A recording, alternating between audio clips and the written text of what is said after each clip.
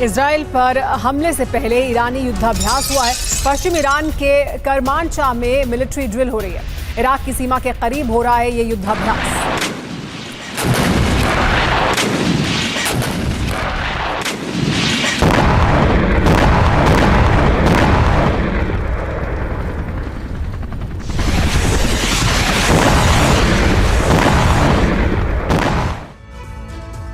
और बड़ी खबर आपको बता दें कि किस तरह से ईरान को अमेरिका, फ्रांस, जर्मनी और यूके ने चेतावनी दी है।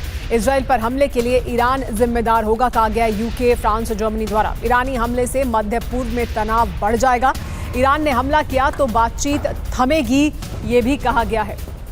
यानी सीधे तौर पर यूके, फ्रांस और जर्मनी, ब्रिटेन, फ्रांस और जर्मनी ने ईरान को चेतावनी दे दी है कि अगर किसी भी तरह का हमला करने की कोशिश की गई इजराइल पर तो इसके लिए सीधा ईरान को ही जिम्मेदार ठहराया जाएगा।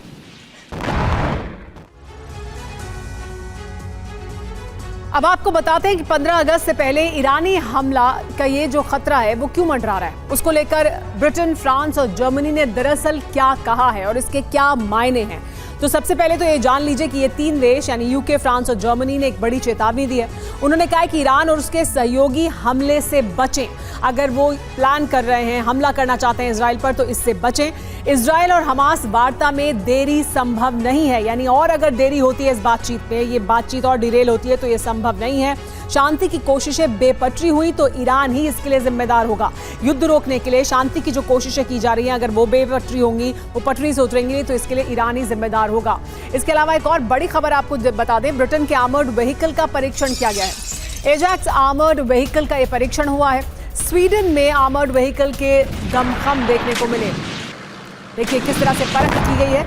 ये ब्रिटेन का आर्मर्ड व्हीकल है, एजेक्स है, ये आर्मर्ड व्हीकल ब्रिटेन का है और उसका स्वीडन में टेस्ट किया गया है। दरअसल पूरी दुनिया में इस वक्त हथियारों को और अपने ज़ख़ीरों को और ज़्यादा मजबूत और अपने हथियारों को और मजबूत करने की होड़ मची है।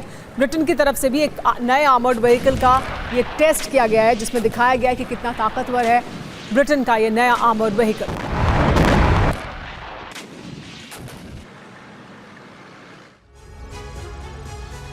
इजराइल में विनाश को लेकर दो रिपोर्ट सामने आई हैं। पहली रिपोर्ट पेंटागन की है, जबकि दूसरी रिपोर्ट ईरानी सेना की मिलिट्री विंग IRGC की है। पेंटागन की रिपोर्ट के मुताबिक 72 घंटे के अंदर ईरान इजराइल में अब तक की सबसे बड़ी तबाही करने वाला है। IRGC के सूत्रों से जो जानकारी मिली है उसके मुताबिक ईरान ने इजराइल में 4 दिनों तक एयर ऑपरेशन करने का प्लान तैयार किया है।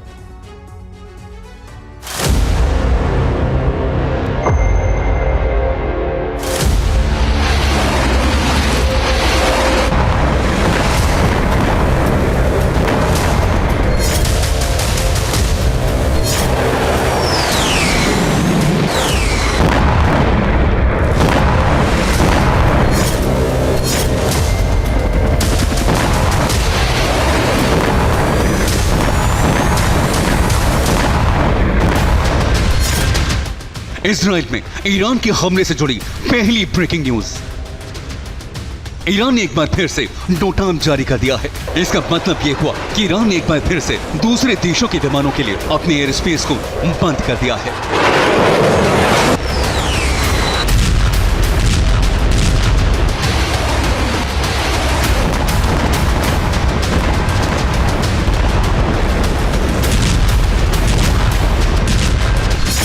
इजराइल में ईरान के हमले से जुड़ी दूसरी बड़ी खबर।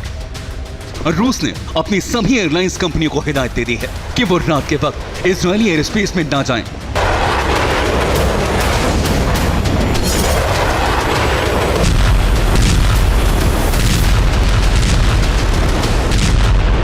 इजराइल में ईरान के हमले से जुड़ी तीसरी बड़ी खबर। IRGC के deputy commander brigadier general Ali Fadavi ने घोषणा कर दी है कि ईरान हानिया की हत्या का बदला लेने के लिए 100% प्रतिबद्ध है।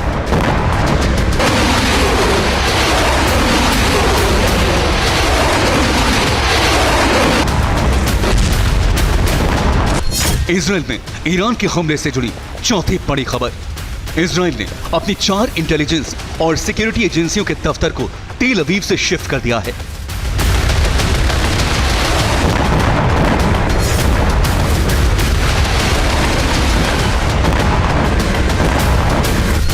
इजराइल में ईरान के हमले से जुड़ी 5वीं बड़ी खबर।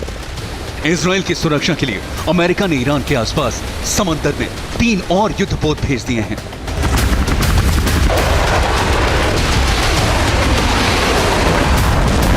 ये 5 ब्रेकिंग न्यूज इस बात की तस्दीक कर रही हैं कि ईरान इजराइल में कभी भी महाविस्फोट कर सकता है।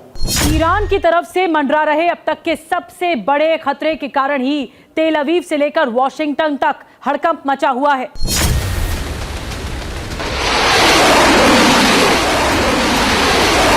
ईरान के हमले को रोकने की तैयारी, अमेरिका और इजराइल की तैनाती, तमाम तरह के एहतियात इसलिए बढ़ते जा रहे हैं क्योंकि ईरान 72 घंटे के अंदर इजराइल पर बहुत बड़ा बारूदी वज्रपात करने जा रहा है।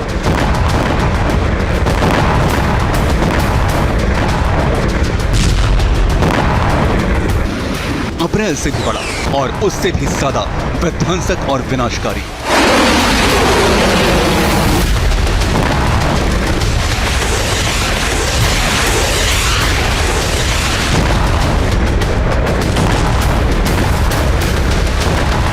ये बात हम नहीं कर रहे बल्कि अमेरिकी रक्षा मंत्रालय यानी पेंटागन कह रहा है।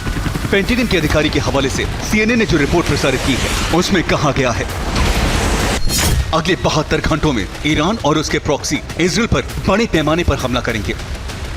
जो दावा पेंटागन ने किया है वही बात ईरानी सेना से जुड़े सूत्रों से सामने आई है।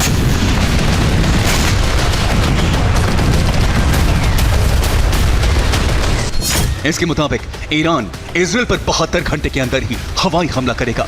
ये एयर ऑपरेशन 3 से 4 दिनों तक लगातार चलता रहेगा।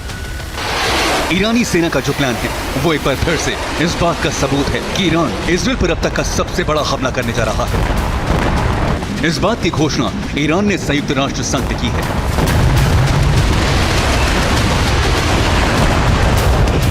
संयुक्त राष्ट्र संघ में ईरान के प्रतिनिधि आमिर सईद इरवानी ने कहा कि इजराइल को ईरान अकल्पनीय दंड देगा।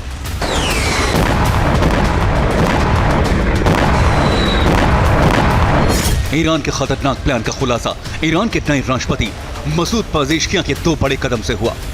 पेजेश्कियां ने ईरानी परमाणु कार्यक्रम के चीफ मोहम्मद इस्लामी का कार्यकाल बढ़ा दिया है। इतना ही नहीं, मसूद पेजेश्कियां ने ईरानी परमाणु कार्यक्रम को गति देने वाले अब्बास आरागची को ईरान का विदेश मंत्री नियुक्त कर दिया है। मतलब ये कि ईरान के एटमी प्रोग्राम से जुड़े 2 बड़े लोगों को पेजेश्कियां सरकार में बड़ी जिम्मेदारी मिली है। ये जिम्मेदारी सिर्फ परमाणु परीक्षण के लिए नहीं दी गई बल्कि ये वो लोग हैं जिनके कंधों पर इजराइल को पूरी तरह से टहलाने का भी जिम्मा है।